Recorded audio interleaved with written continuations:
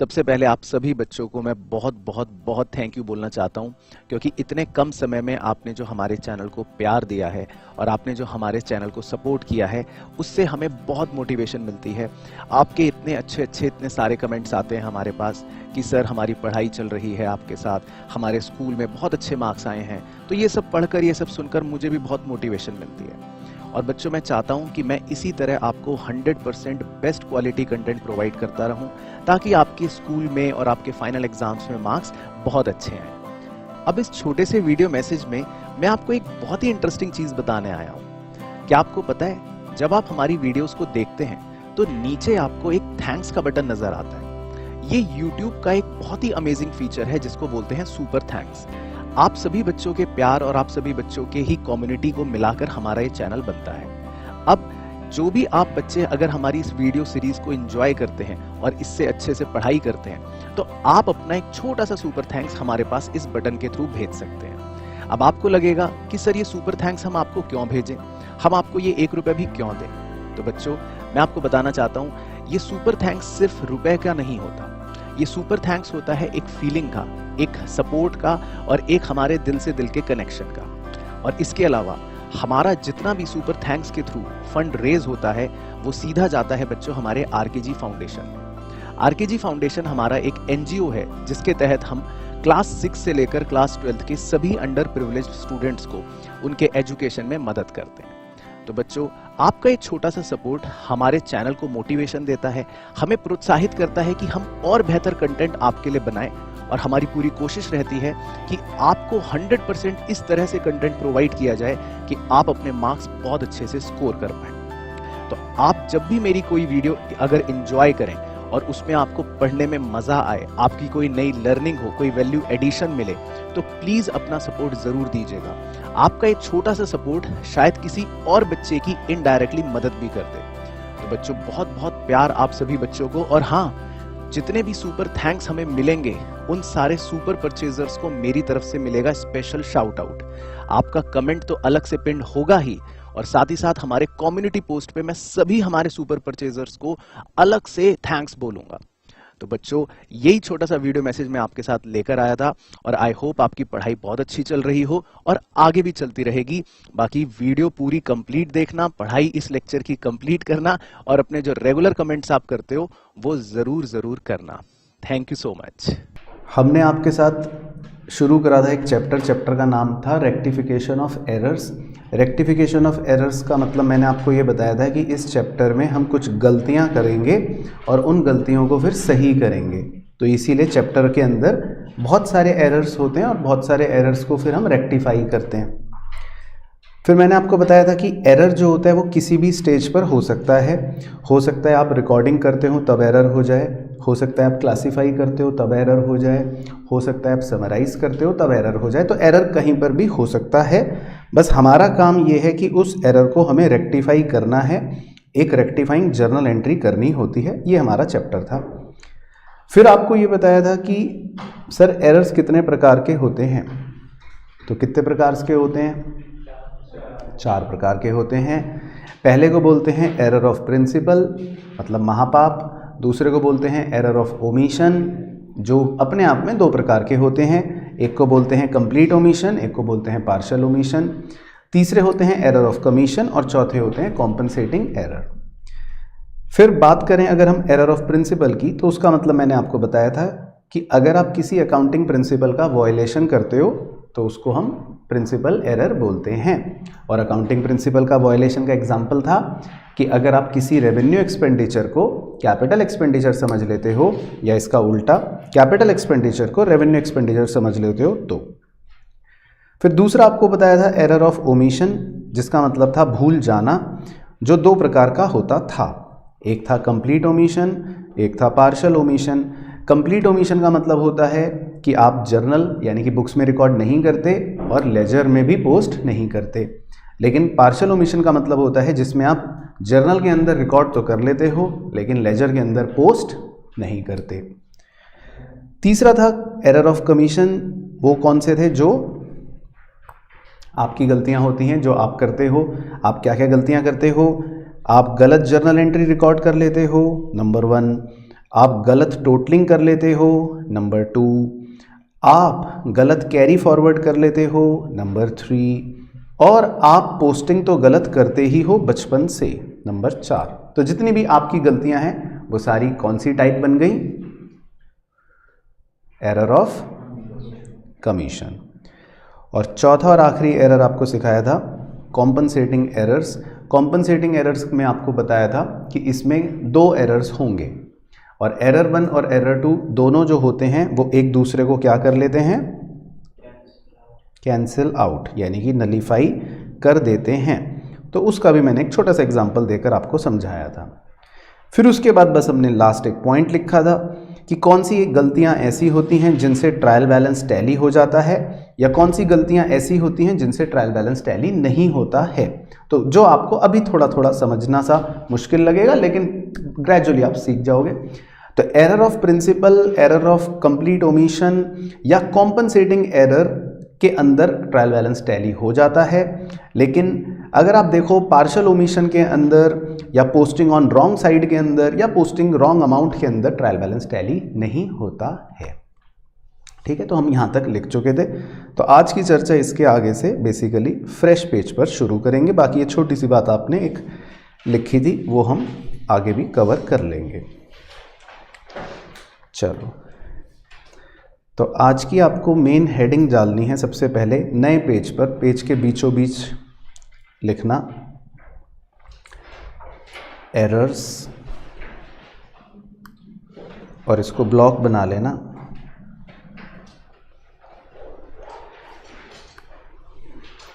और इसके नीचे ब्रैकेट में लिखना रेक्टिफिकेशन, रेक्टिफिकेशन ब्रैकेट क्लोज। तो इसमें आपको 2 बाइफर्केशन करने हैं, जैसे मैं कर रहा हूं। पहले बाइफर्केशन में लिखना है rectification of errors before preparation of trial balance. Rectification of errors before preparation of trial balance. और दूसरे बाइफर्केशन में लिखना है rectification of errors after preparation of trial balance. Bracket में लिखना है बिफोर प्रिपेयरिंग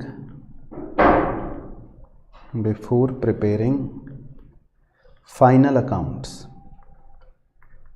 तो आपके 11th में बेसिकली कोर्स के अंदर ये 2 बातें होंगी, अभी सब समझाऊंगा, अभी आप लिखते रहो। तो इसमें 2 वर्ड्स को हाईलाइट या ब्लॉक करना है, पहली वाली साइड में बिफोर को और दूसरी वाली साइड में आफ्टर को। तो rectification of errors before preparation of trial balance, और दूसरी तरफ rectification of errors after preparation of trial balance. फिर इन दोनों के ही अंदर 2-2 बाइफर्केशन और करने हैं, छोटे छोटे। दोनों के ही अंदर 2-2 बाइफर्केशन और करने हैं, छोटे छोटे। पहले बाइफर्केशन में लिखना है वन साइडेड एरर्स, और दूसरे बाइफर्केशन में लिखना है 2 साइडेड एरर्स। ऐसी इसमें भी पहले बाइफर्केशन में लिखना है वन साइडेड एरर्स, और दूसरे बाइफर्केशन में लिखना है 2 साइडेड एरर्स।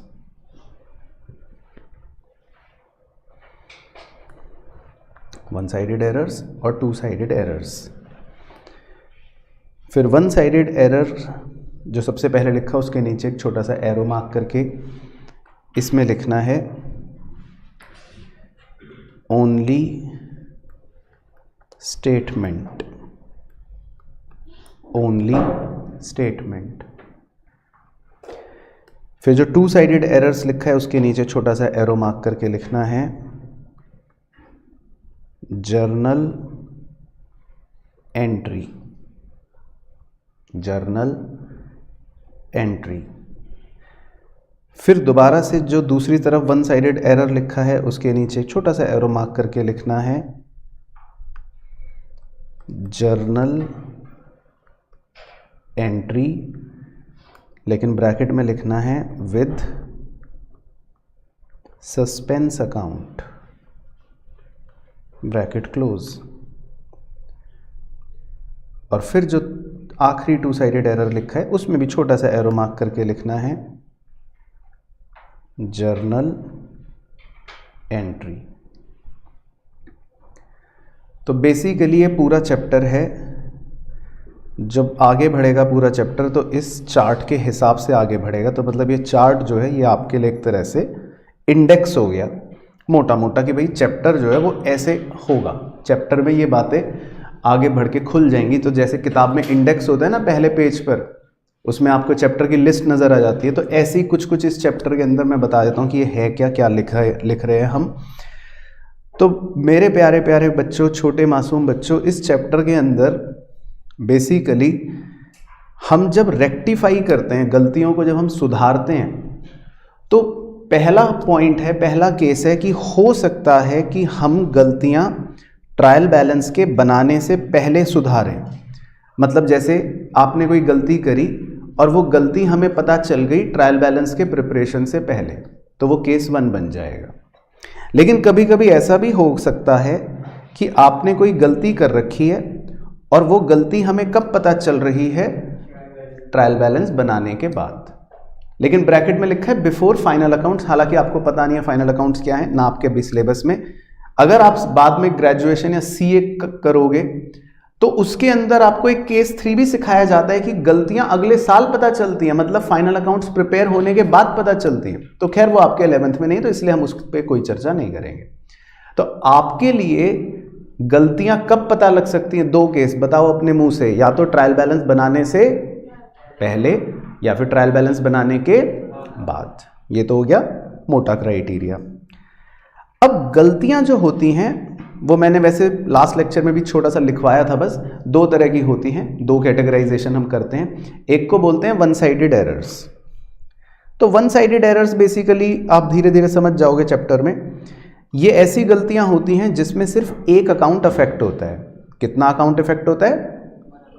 एक अकाउंट, इसीलिए इसका नाम पड़ गया one sided errors.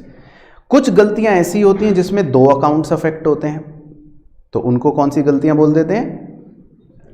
2 sided errors. तो ये आप खुद ही चैप्टर में सीख जाओगे ग्रेजुअली, तो मुझे इस पर कोई डिस्कशन नहीं करना। तो वन साइडेड एरर मतलब होते हैं जिसमें एक अकाउंट इफेक्ट होता है, और 2 साइडेड एरर्स मतलब मेनली होते हैं जिसमें 2 अकाउंट्स इफेक्ट होते हैं। अब केस 1 में अगर देखो, वन साइडेड एरर्स के नीचे मैंने क्या लिख रखा है? Only statement. तो ये एक तरीका होता है रेक्टिफाई करने का, जिसमें हम सिर्फ एक स्टेटमेंट पास करते हैं, एक स्टेटमेंट लिखते हैं इनफैक्ट। तो इसीलिए ये एग्जाम के लिए बिल्कुल भी रेलिवेंट नहीं होता। तो हम इस पे ज़्यादा से ज़्यादा एक एग्जाम्पल करेंगे, और बुक में भी एक ही क्वेश्चन इसका दे रखा है, तो ये एग्जाम के लिए बिल्कुल भी रेलिवेंट नहीं है। लेकिन अगर आप बाकी अगले तीनों में देखो गौर से, तो क्या लिख रखा है? Journal entry. अगले वाले में भी क्या लिख रखा है? Journal entry. और अगले वाले में भी क्या लिख रखा है? Journal entry. तो टेक्निकली आपके एग्जाम के क्वेश्चन सारे के सारे 100% इन तीनों में ही लाई करेंगे। तो वो जो ओनली स्टेटमेंट वाला है वो मैं लिख भी देता हूं, ताकि आपको भी थोड़ा अच्छा लगे कि हाँ भाई सही बात है, कि भाई ये नॉट रेलिवेंट फॉर एग्जाम्स, ये एग्जाम के लिए रेलिवेंट नहीं है। ये तीनों जो जर्नल एंट्री वाले लिख रखे हैं, सिर्फ एग्जाम के लिए ये ही रेलिवेंट हैं, ओनली रेलिवेंट फॉर एग्जाम्स। तो हम जो अपनी स्टडी करेंगे तो उसमें हम स्टेटमेंट वाले पोर्शन पे बहुत ही कम चर्चा करेंगे, नाम मात्र को, और बाकी पूरा चैप्टर हमारा उधर जर्नल एंट्री बेस्ड ही चलता रहेगा, जो हम धीरे धीरे आपको सिखाएंगे। चलो, तो ये हमारा एक तरह से चैप्टर का इंडेक्स बन गया। तो अब आप मेरे साथ नई हेडिंग डालना, इसको आप चाहे क्लोज कर सकते हो। ये छोटा सा एक इंडेक्स था। तो हम छोटे छोटे एग्जाम्पलों से आपको छोटी छोटी बातें पहले सिखाएंगे। तो आप हेडिंग डालना। सबसे पहले हम नंबर 1 हेडिंग है हमारी वन साइडेड एरर्स।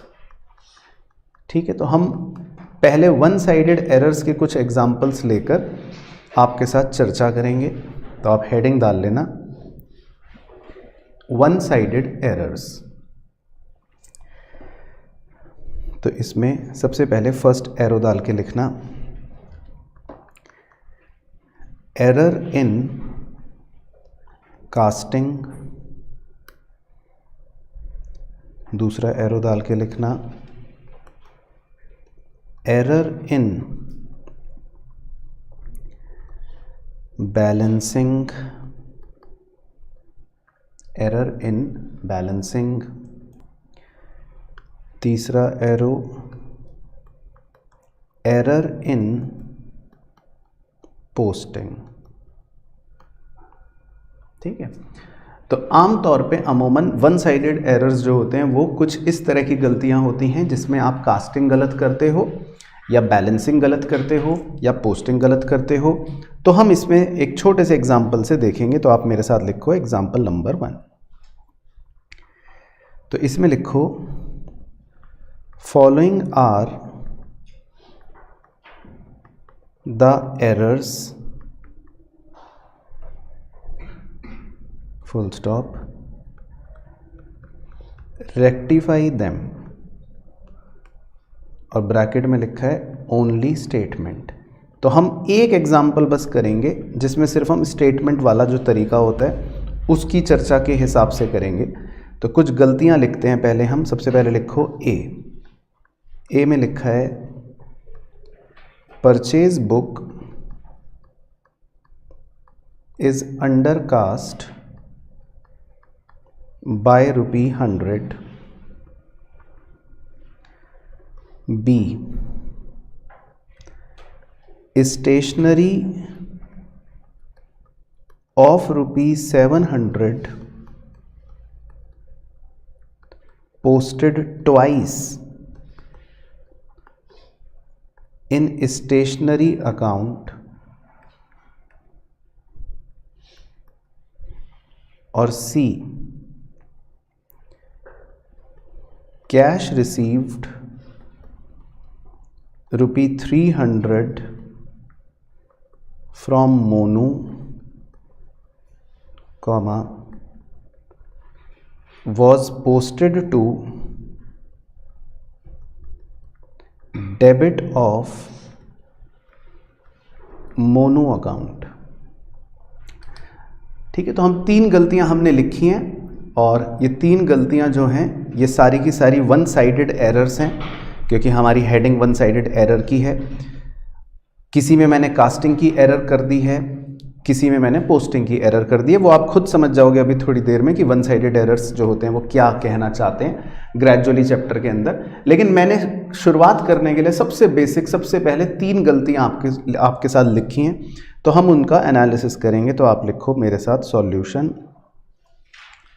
तो सबसे पहले जो गलती नंबर ए है मैं उसकी पूरी चर्चा करूंगा। अब आपको ये यहाँ पे जो मैं खिचड़ी पकाऊंगा वो नहीं चेपनी कहीं, वो भी चेप मैंने लिखा आपने लिखा वो नहीं लिखना।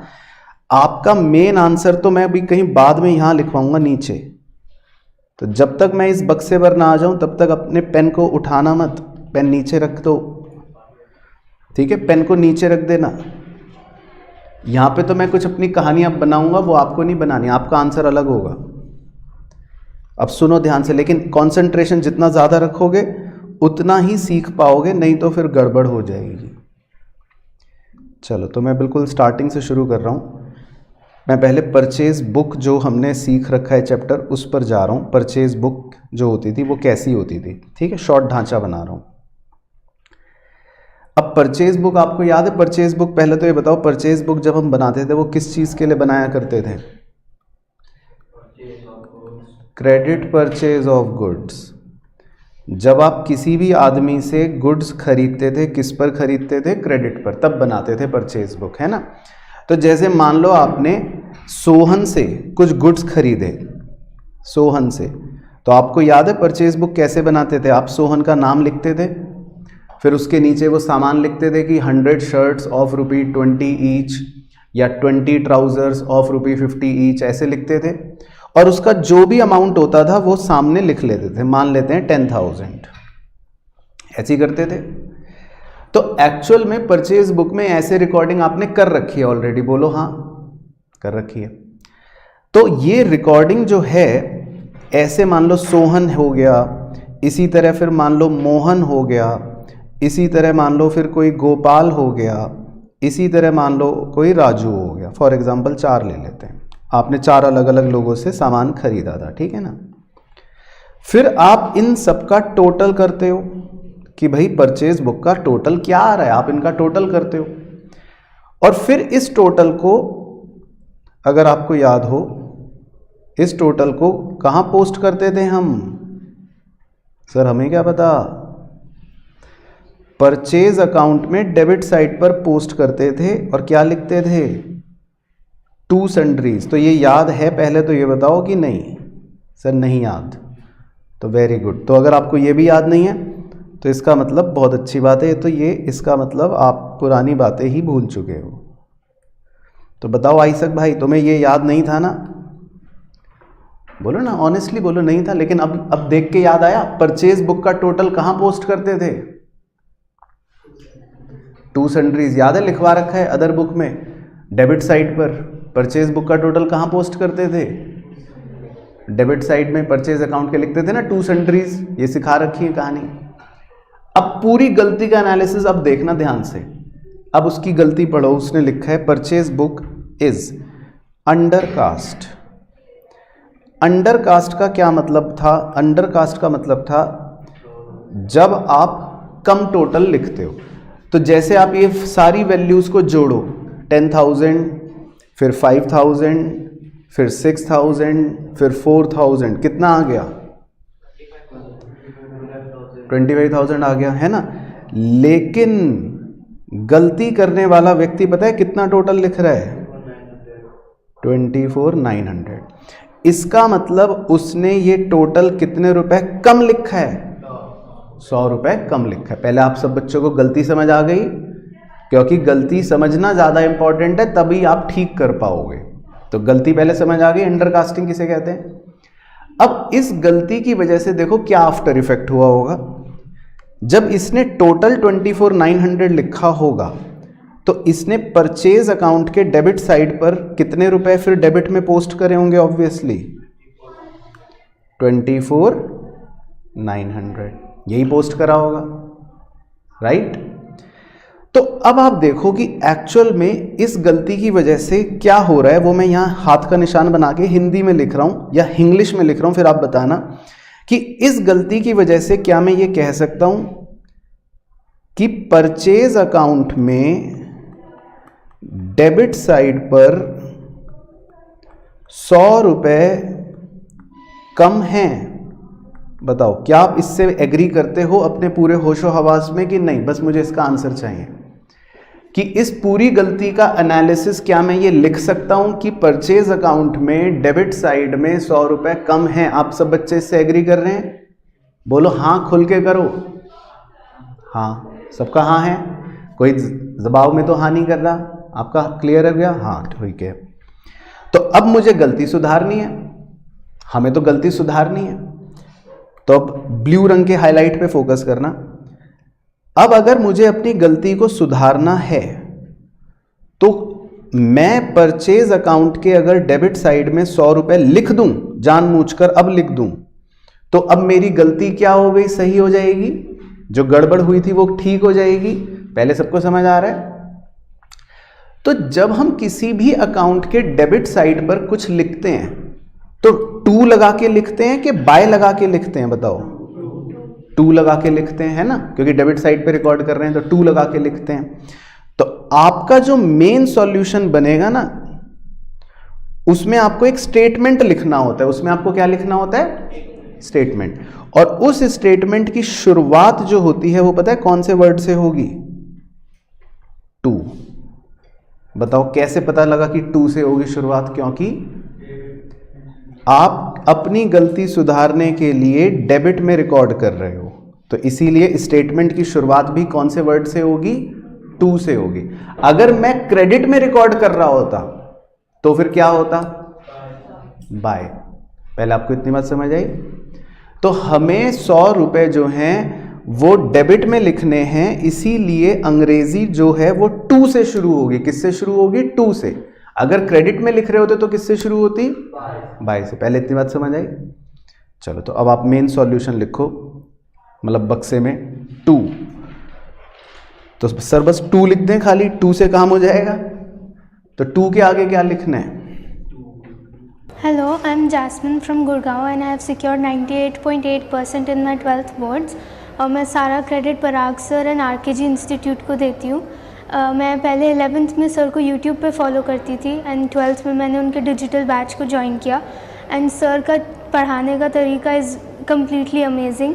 वो जो हम लोग की थॉट प्रोसेस होती है वो उसी टाइम समझ जाते हैं और जो हमें डाउट्स दिमाग में लग रहे होते हैं वो देन एंड देयर वो क्लियर कर देते हैं। एंड लास्ट तक सर हमारा सपोर्ट किया through out the year. Sir ने हमारे डाउट्स लिए, हमें सारे रिवीजन करवाया, चाहे एमसीक्यू हो चाहे रिटन पेपर हो, सब सर ने बहुत अच्छे से करवाया throughout the year. And I really want to thank Parag sir and RKG institute. तो 2 के बाद की जो इंग्लिश होती है उसका कोई हार्ड एंड फास्ट रूल नहीं होता कि यही लिखने, उसके बाद आप कुछ भी लिख सकते हो। बहुत से बच्चे लिख देते हैं 2 एरर रेक्टिफाइड, ये भी लिख सकते हैं। या बहुत से बच्चे गलती जो हुई वही लिख देते हैं, जैसे गलती क्या हुई, under casting of purchase book. तो आप 2 के बाद कुछ भी लिख सकते हो, तो उसमें कोई हार्ड एंड फास्ट रूल नहीं है। लेकिन हम फिर भी एक अच्छा उदाहरण लिख लेते हैं। तो आप इसमें लिख लो कि 2 under casting of purchase book. तो मतलब थोड़ा सा एरर जो हुआ वो दिख जाएगा, समझ आ जाएगा कि क्या हुआ। 2 under casting of purchase book 100 रुपये, बस। फिर इन्वर्टेड कॉमास बंद कर दो। तो आपका ये आंसर बन गया, दिस इज योर आंसर। तो आपका मेन आंसर ये है, तो ये स्टेटमेंट इज योर आंसर। चलो ठीक है, तो ये एक छोटा सा एग्जांपल था। मतलब हमें गलती एनालाइज करनी है और उस हिसाब से काम करना है। अब देखो एक और गलती करके देखते हैं। B, stationery of 700 posted twice in stationery account. तो देखो ये आपने पोस्टिंग में गड़बड़ करी है। पोस्टेड ट्वाइस का मतलब है 2 बार। अब स्टेशनरी क्या होता है पहले तो ये बताओ, क्लियर के हिसाब से स्टेशनरी क्या होता है? तो वो बच्चा कह रहा है एसेट। तो इसका मतलब आपने नशे कर रखे हैं अच्छे। स्टेशनरी का खर्चा जो होता है इसको क्लियर के हिसाब से एक्सपेंस कहा जाता है, एसेट नहीं कहा जाता। भाई ये स्टेशनरी है, ये 5-10 रुपए का सामान, ये हमारे लिए क्या है, एक्सपेंस है, ये एसेट नहीं होता। चलो तो अब देखो बी पॉइंट, लिखना कुछ नहीं, आपको बस सुनते रहना, बिल्कुल दिमाग का ढक्कन खोल के। अब हम अगर स्टेशनरी का खर्चा करते हैं, मतलब हम अगर स्टेशनरी का एक्सपेंस करते हैं, तो कौन बच्चा इसकी जर्नल एंट्री बताना चाहता है? ऐसे जर्नल एंट्री क्या होती है स्टेशनरी पे करने की? Stationery account debit to cash account. तो भाई सब बच्चे इससे एग्री कर रहे हैं कि स्टेशनरी की क्या एंट्री होती है? Journal entry stationery account debit to cash account. तो उस जर्नल एंट्री को अगर आपसे कहा जाए कि चलो भाई अब इसको पोस्ट करके दिखाओ, इसको स्टेशनरी अकाउंट में पोस्ट करके दिखाओ, तो आप कैसे पोस्ट करोगे बताओ? कैसे पोस्ट करोगे? डेबिट साइड पे लिखोगे? बोलो ना हाँ। तो अब देखो इसको पोस्ट करने वाले व्यक्ति ने क्या गलती करी? इसको पोस्ट करने वाले व्यक्ति ने देखो क्या गलती करी, बताओ, आप बताओ क्या गलती करी? मैंने 2 बार पोस्ट कर दिया। मतलब जर्नल एंट्री एक ही है, stationery account debit to cash, लेकिन जिसने स्टेशनरी अकाउंट में इसको पोस्ट करा उसने कितनी बार पोस्ट कर दिया? 2 बार। तो पहले आपको गलती समझ आई, गलती क्या हो गई? ठीक है जी। अच्छा, तो अब इस गलती का मतलब मैं हिंदी में लिख देता हूँ एक बार और, या इंग्लिश में लिख देता हूँ आपके लिए, कि इस गलती का मैं इफेक्ट ये कहना चाह रहा हूँ कि स्टेशनरी अकाउंट में डेबिट साइड 700 रुपये ज़्यादा लिख लिए। तो क्या आप मुझसे सहमत हैं इस गलती से यही हुआ कि स्टेशनरी अकाउंट में डेबिट साइड 700 रुपये हमने ज़्यादा लिख लिए? एक ही बार लिखना था लेकिन हमने कितने लिख लिए? 2। राइट, पहले इतनी बात समझ आई। तो ये तो गलती का एनालिसिस हो गया। अब अगर मुझे अपनी इस गलती को सुधारना है तो बड़ी ही क्रूशल इंपॉर्टेंट गलती है ये वाली, वैसे तो अब इस गलती को सुधारने के लिए देखो मेरे पास क्या तरीका है, आप मत बोलना, मेरे को पूरा बोलने देना। इस गलती को सुधारने का एक तरीका तो ये है कि मैं वाइटनर लाऊं और ये जो एक्स्ट्रा 700 रुपये जो लिखा है इसको कट कर दूं कि भाई ये रब कर दो, ये हटा दो, ये मिटा दो, रब कर दो। ऐसा कर लेंगे तो ठीक हो जाएगी गलती? बोलो भाई, ऐसा करेंगे तो अब ठीक हो गया स्टेशनरी अकाउंट कि नहीं हुआ? पहले तो ये बताओ। हो गया ठीक। लेकिन हम ऐसा तो कर नहीं सकते, क्योंकि जो रिकॉर्ड हो गई बात वो तो रिकॉर्ड हो गई। अब हम रब नहीं कर सकते, अब हम कटिंग नहीं कर सकते, तो ये तो अलाउ नहीं है, तो ये हटा दो, ये तो नहीं कर सकते। तो अब हम ऐसा आखिर क्या करें कि ये गलती हमारी ठीक हो जाए? बताइए सर। ठीक है, तो ये जो कह रहे हैं पहले मैं वो करके देखता हूं, मतलब कर देता हूं, फिर आप बच्चे बताना कि क्या वो सही है। ये कह रहे हैं कि सर आप बाएं वाली साइड पर, मतलब इस तरफ यहां पर 700 रुपये लिख लो, ऐसे लिख लो, तो ये लिखने से गलती जो है वो ठीक हो जाएगी। तो पहले आप बच्चे बताइए कि क्या ये ठीक कह रहे हैं, आप इनसे सहमत हैं या नहीं है सहमत? तो मैडम तो कह रही है हाँ सहमत है। और इधर की जनता कि ये बच्चा जो कह रहा है कि सर आप ऐसे उधर 700 लिख लो तो ठीक हो जाएगा, तो क्या ये बात ठीक हो गई? बताओ जी, हो गई? तुम तो नशे में हो, तुम्हें क्या पता। चलो अब सुनते हैं ध्यान से। तो देखो, खाली रटना हमारा लॉजिक नहीं है। आपने वो देखा है वेइंग मशीन जो होती है, वेइंग मशीन लोकल वाली, जिसको हिंदी में तराजू कहते हैं, देखा है ना? जो सब्जी वाले अपने पास ऐसे हाथ में पकड़ते हैं, तराजू। तो थोड़ी देर आप उस तराजू को इमेजिन करो, और वो तराजू की खासियत ये होती है कि उसमें मतलब बैलेंसिंग जो होती है वो तभी होगी जब दोनों साइड बराबर होंगी। अब मान लो मैंने इधर एक वजन डाला 700 किलो, तो जैसे ही मैं इधर वजन डालूंगा 700 किलो, तो ये तराजू कैसा हो जाएगा? इस तरफ ज्यादा झूल जाएगा और उस तरफ ऊपर चला जाएगा। ऐसे ही बन जाएगा भाई, बोलो हाँ। अब लेकिन मैंने इसमें दोबारा से अगर एक और 700 डाल दिया तो ये तराजू कैसा बन जाएगा? पहले ही झुका हुआ था इधर, एक 700 और आ गया तो इधर बहुत ज्यादा झुक जाएगा और इधर तो और ऊपर हो जाएगा। तो ये तराजू कैसा हो जाएगा? ऐसा हो जाएगा। अब मैं ये चाहता हूं कि मेरा तराजू ऐसा होना चाहिए कि क्योंकि उसमें एक ही साइड बस 700 रुपए होने चाहिए थे एक ही बार, लेकिन मैंने गलती से 2 बार उसमें 700 डाल दिए, मैंने गलती कर दी।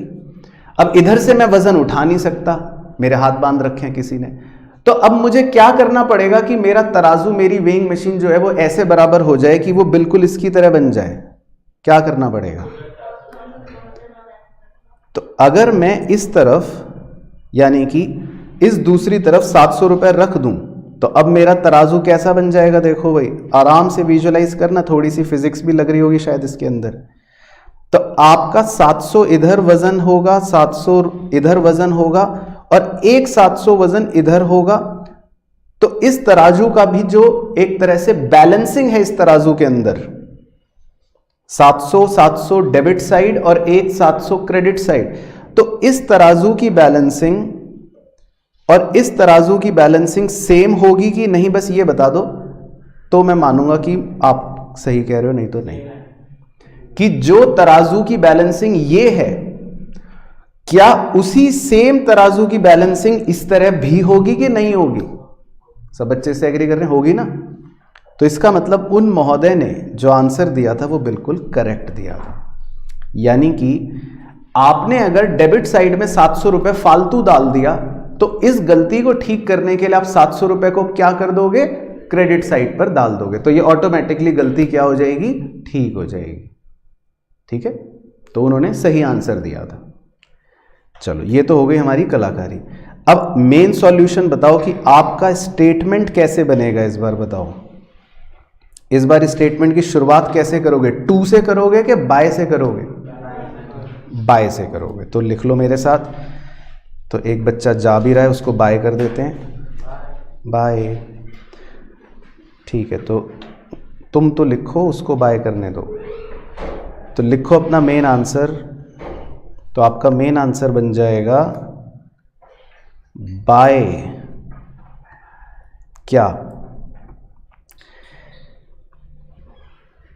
क्या थी गलती? स्टेशनरी पोस्टेड ट्वाइस, बस ऐसे शॉर्ट में लिख लो, ₹700। तो आपने ये स्टेटमेंट लिख लिया बस, तो इसका मतलब आपने अपने एरर को रेक्टिफाई कर लिया। ठीक है, बाय स्टेशनरी पोस्टेड ट्वाइस। तो समझ गए भाई, टू और बाय का खेल सब बच्चे समझ गए वन साइडेड एरर के अंदर। तो आपको अपनी अंग्रेजी अपना आंसर ये लिखना है, बाय स्टेशनरी पोस्टेड ट्वाइस, 700 रुपये। तो बस हम इस तरह से बेसिकली सॉल्व कर लेते हैं, पता लगा लेते हैं कि क्या गलती थी और क्या है आंसर। अब एक और देखते हैं, देखो third C, cash received ₹300 from Monu. चलो ऐसी ओरली जर्नल एंट्री बोलना ज़रा, आपको कैश रिसीव हुआ 300 रुपए का मोनू से, इसकी जर्नल एंट्री बोलो।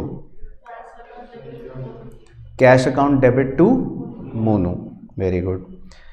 तो अगर cash account debit to Monu की आपसे कहा जाए कि चलो भाई इसकी जर्नल एंट्री की पोस्टिंग करके दिखाओ मोनू के अकाउंट में, तो आप इसको मोनू के अकाउंट में कैसे पोस्ट करोगे? जर्नल एंट्री दोबारा बोलो भाई। Cash account debit to Monu, तो इसकी पोस्टिंग मोनू के अकाउंट में कैसे करोगे? बाय कैश करोगे, ऐसी करोगे ना भाई। सब बच्चे एग्री कर रहे हैं इससे? आपको इसकी पोस्टिंग कैसे करनी चाहिए? बाय कैश करनी चाहिए, ऐसी करनी चाहिए। लेकिन आपने जो गलती करी वो पढ़ो, अब आपके पैरों तले अब जमीन खिसक जाएगी। गलती पढ़ो क्या हुई। Was posted to the debit of Monu account. तो आप बच्चे ऐसे मुंशी हो, ऐसे नलायक मुंशी हो कि आपने पोस्टिंग में क्या गलती करी बताओ? हाँ, आपने गलती से, ये गलती लिख रहा हूं, आपने क्या गलती करी? आपने गलती से डेबिट साइड में पोस्ट कर लिया। ओ माय गॉड, तो मतलब ये आपने गलती कर दी। होना चाहिए था क्रेडिट साइड पर पोस्ट, पर आपने डेबिट साइड में पोस्ट कर दिया। पहले गलती समझ आई? तो अब देखो इसका एनालिसिस तराजू बना के करता हूं। इसका मतलब आपके तराजू में क्रेडिट साइड में 300 होना चाहिए था, डेबिट तो चलो खाली, ऐसा होना चाहिए था आपका तराजू। ठीक है ना, आपका तराजू ऐसा होना चाहिए था। लेकिन आपकी नालायकी की वजह से आपका तराजू कैसा हो गया? उल्टा हो गया। इधर 300 आ गया और उधर ऊपर चला गया। तो अब आप क्या करोगे? कितने बट्टे रखोगे? 600 रखोगे। भाई सबको बात क्लियर हो गई। अब आप यहां पर कितने बट्टे रखोगे? मतलब बट्टे मतलब कितना वजन रखोगे? 600 रखोगे। तो जैसे ही आप इधर 600 रखोगे तो अब ये तराजू कैसा दिखना शुरू हो जाएगा? 300 इधर और इधर वजन ज्यादा आ गया, 600 आ जाएगा इधर। तो क्या ये तराजू और ये तराजू सेम है? मतलब बैलेंसिंग के हिसाब से क्या ये वाला तराजू और वो वाला तराजू सब सेम है? सब बच्चों को समझ आ रहा है? ठीक है, वेरी गुड। तो भाई सबको क्लियर हो रहा है पॉइंट? तो वेरी गुड। तो अब ये बताओ, मुझे अपनी गलती सुधारने के लिए क्या लिखना पड़ेगा? बाय 600, यही करना पड़ेगा। सब बच्चों को क्लियर हो गया? तो अब इसका स्टेटमेंट बताओ, आप बताओ कि अब मेन आंसर क्या बनेगा? सर हम कैसे बताएं? तो बताओ क्या अंग्रेजी बनेगी?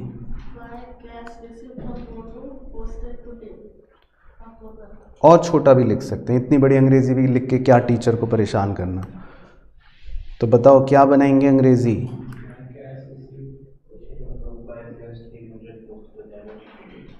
By cash received posted on debit side. ठीक है, इतना ही लिख दो, जो है लिख दो, और क्या, ₹300। तो बस मेन मुद्दा यह है कि आपकी अंग्रेजी बाय वाली बनेगी, मतलब आपको बाय से शुरू करना है। तो भाई सबको समझ आया? पहला फर्स्ट एग्जाम्पल बेसिक। तो आपको गलती को पहचानना पहले ज़रूरी है और उस गलती को रेक्टिफाई करने के लिए आपको ये स्टेटमेंट लिखना पड़ता है, ठीक है ना। तो इसे हम बोलते हैं बेसिकली वन साइडेड एरर, जिसमें हम अपने सॉल्यूशन को बनाने के लिए क्या करते हैं, स्टेटमेंट पास करते हैं, स्टेटमेंट लिखते हैं, ठीक है ना। तो हालांकि एग्जाम के लिए क्या है, बेकार है, मतलब आपसे स्टेटमेंट नहीं लिखवाएगा, पर आपको गलती समझ आई, सब बच्चों को क्लियर। चलो, तो ये तो हो गया पहले एक छोटा सा एग्जांपल वन साइडेड एरर का। अब एक और एग्जांपल करते हैं, एग्जांपल 2।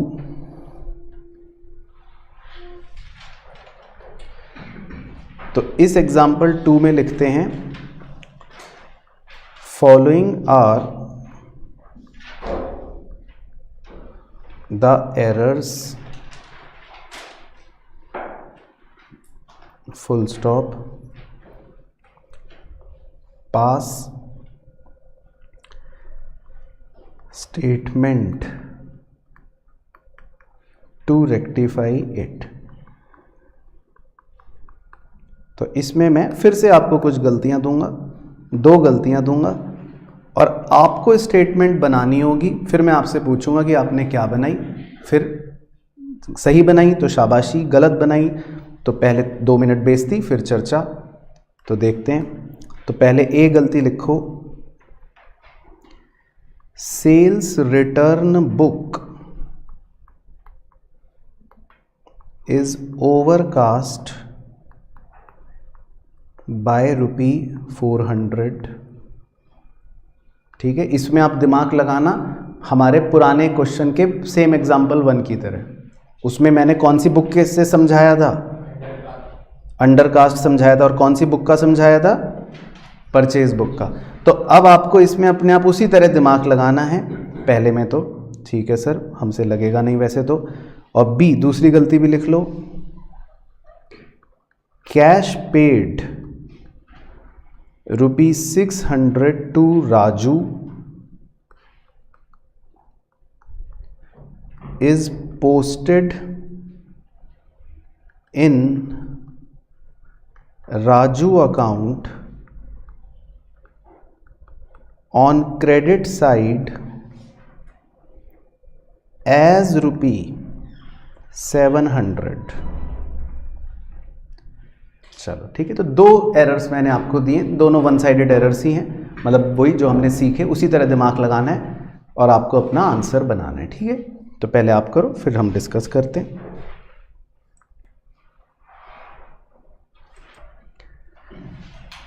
चलो, तो अब देखो पहले ए गलती का एनालिसिस सिखा रहा हूं, ठीक है, दोबारा से सीखो समझो। सेल्स रिटर्न बुक आपने बनाई थी, सेल्स रिटर्न बुक, ठीक है। अब बातें नहीं करना, अब जो भी बातें करते हुए पकड़ा गया तो आप सोच भी नहीं सकते आपके साथ क्या किया जाएगा। तो ये बताइए जी, सेल्स रिटर्न बुक जो होती थी वो आपको पढ़ाई थी अदर बुक, उसमें आप अलग अलग लोग जिनको भी सेल रिटर्न करते थे, मान लेते हैं मोनू, उसका नाम लिखते थे 2000, सोनू उसका नाम लिखते थे 3000, गोपाल उसका नाम लिखते थे 1000। तो फिर उनके टोटल को आप सेल्स रिटर्न अकाउंट के अंदर ये बता दो बस कहाँ पोस्ट करते थे। सेल्स रिटर्न अकाउंट के अंदर क्या सिखाया था कि इसके टोटल को कहाँ पोस्ट करते थे, डेबिट साइड करते थे, याद है, लिखते थे ना डेबिट साइड पर पोस्ट करके क्या लिखते थे, टू सन्ड्रीज, ये सिखाया था। तो अब आप इस चैप्टर की खूबसूरती को जरा ध्यान से गौर करो कि जिस बच्चे को अगर यही नहीं पता कि गलती क्या हो रही है तो वो उसको रेक्टिफाई कैसे करेगा, बात समझ आ रही है। तो ये चैप्टर उन बच्चों के लिए थोड़ी मुश्किलें पैदा करता है जिनको पुराने चैप्टरों की या कुछ बेसिक बातों की जानकारियां नहीं होती। अब जिस बच्चे को यही नहीं पता कि सेल रिटर्न का टोटल हमें उधर पोस्ट करना है सेल रिटर्न अकाउंट के डेबिट में, तो वो गलती का एनालिसिस ही नहीं कर पाएगा ढंग से। फिर वो या तो रटेगा, जो मैंने पहले ही दिन बताया था कि या तो बच्चा रटता है, नहीं तो फिर कहता है चैप्टर मुश्किल है। अच्छा जी, तो पर आपको पहले ये याद आ गया सबको सेल रिटर्न का टोटल एक बार अपने मुंह से बोल दो, कहाँ पोस्ट करते हैं हम? Debit side. अब गलती देखो क्या हुई है, लिखा है cell return book is overcast by ₹400। इसका मतलब ये टोटल गलती करने वाले ने कितना लिखा होगा? 6400।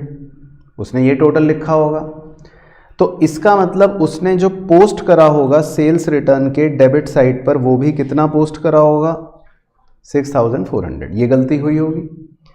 अब इस पूरी गलती का मैं इंटरप्रिटेशन अगर इंग्लिश में लिखूं तो मैं ये लिख सकता हूं इस गलती का इंटरप्रिटेशन कि सेल्स रिटर्न अकाउंट के डेबिट साइड पर 400 रुपये ज़्यादा हैं। तो क्या आप पहले ये बताओ, इससे एग्री करते हैं? इस एनालिसिस से सब बच्चे एग्री करते हैं कि गलती का एनालिसिस ये है? सब बच्चे तुम बोलो हाँ, ठीक है। तो इसका मतलब ये कि आपके तराजू में डेबिट साइड में 400 रुपये ज़्यादा रखे हुए हैं। आपका तराजू अभी ये है, आपके तराजू में डेबिट साइड पर 400 रुपये ज़्यादा रखे हुए हैं। तो बताओ आइसक भाई, तुम बताओ, चलो अब क्या करोगे इसको ठीक करने के लिए? अगर 400 रुपये डेबिट साइड पर ज़्यादा रखे हुए हैं तो कैसे इस गलती को सुधारोगे बताओ? तो देख रहे हो आंसर निकल नहीं रहा मुंह से, दिमाग चल नहीं रहा। तो कौन बच्चा बताएगा भाई इस गलती को सुधारने के लिए क्या करें हम? Very good.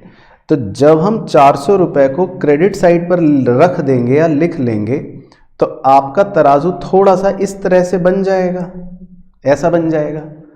तो आइसक भाई तुम बस चलो यही बता दो कि ये वाला तराजू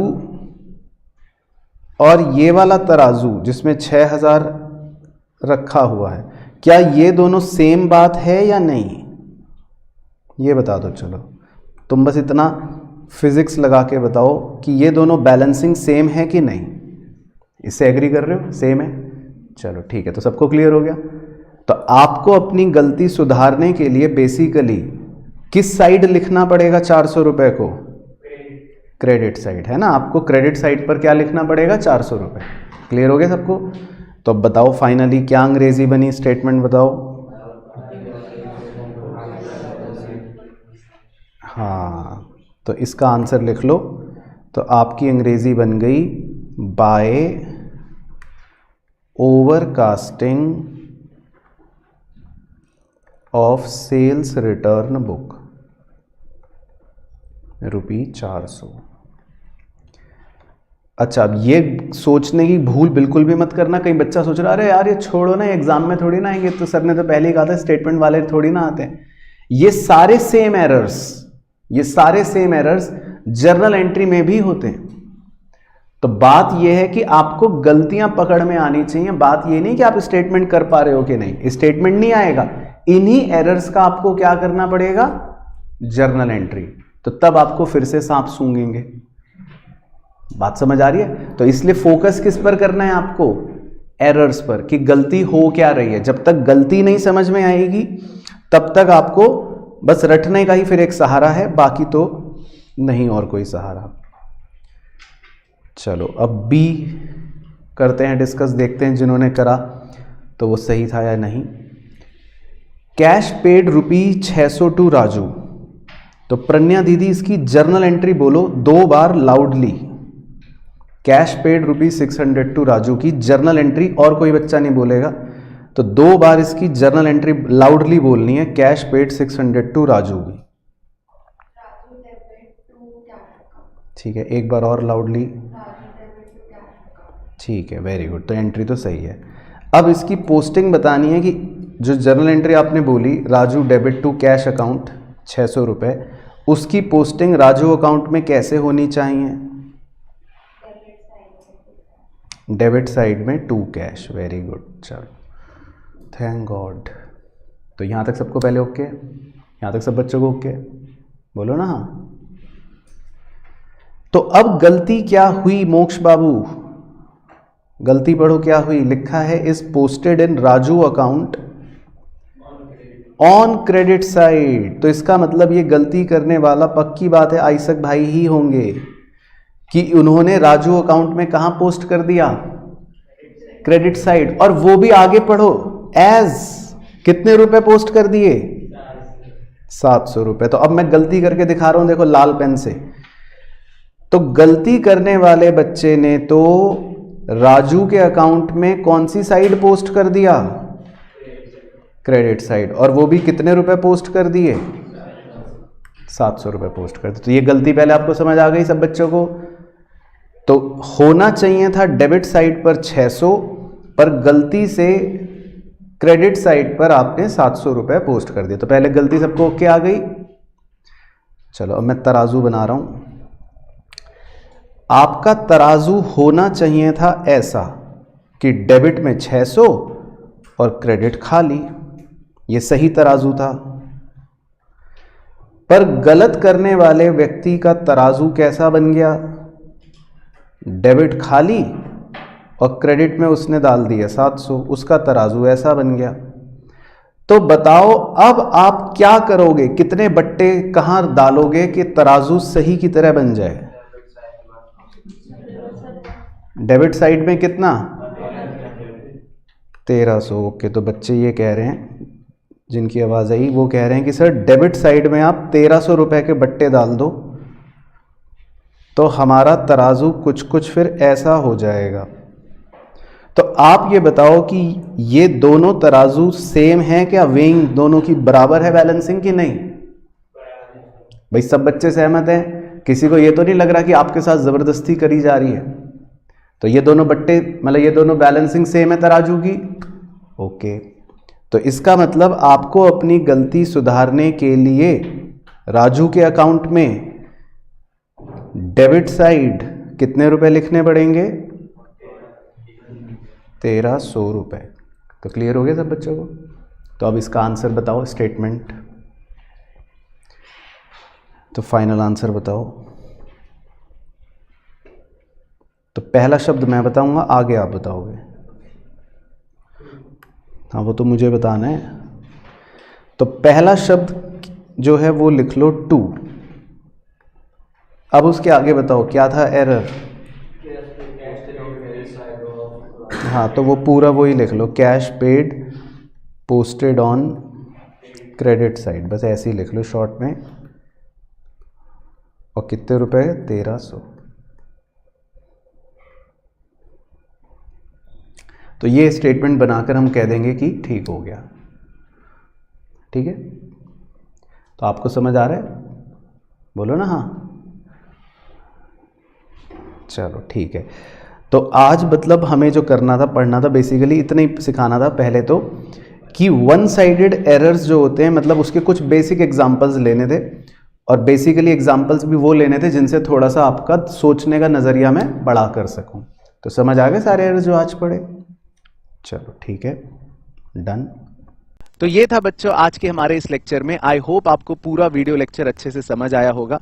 मुझे प्लीज कमेंट करके बताना कि आपको इस टॉपिक में कौन कौन सी चीजें आसान लगी या कोई मुश्किल चीज जो आपको इस लेक्चर में लगी, तो वो भी प्लीज मुझे मेंशन करके नीचे जरूर बताना। क्या बच्चों के 5 नंबर कट जाएंगे बोर्ड्स में? किस बात के? मतलब जब ये पढ़ाई के अलावा ब्रेक लेते हैं तो इंस्टाग्राम पर टाइम वेस्ट करते हैं और अभी तक मेरे को फॉलो नहीं करा है। तो ठीक है बच्चों के कटने तो 5 नंबर, क्या होता है। और कल को जब ये पढ़ लिख के अच्छा कॉलेज जाएंगे, अपना प्रोफेशनल सर्कल बढ़ाना होगा, तो लिंक्डइन पर भी अभी मेरे को फॉलो नहीं कर रहे, तो ठीक है इनका सर्कल छोटा रह जाएगा। मुझे क्या है, मोटिवेशन चाहिए हम। हाँ बच्चों को तो मोटिवेशन के लिए मेरे ट्वीट तो फॉलो करते ही होंगे, क्या नहीं करते? तो ठीक है बच्चों की मर्जी। इनके नंबर भी कटेंगे, ना इनको मोटिवेशन मिलेगी, ना इनका प्रोफेशनल सर्कल बड़ा होगा। ठीक है कोई बात नहीं।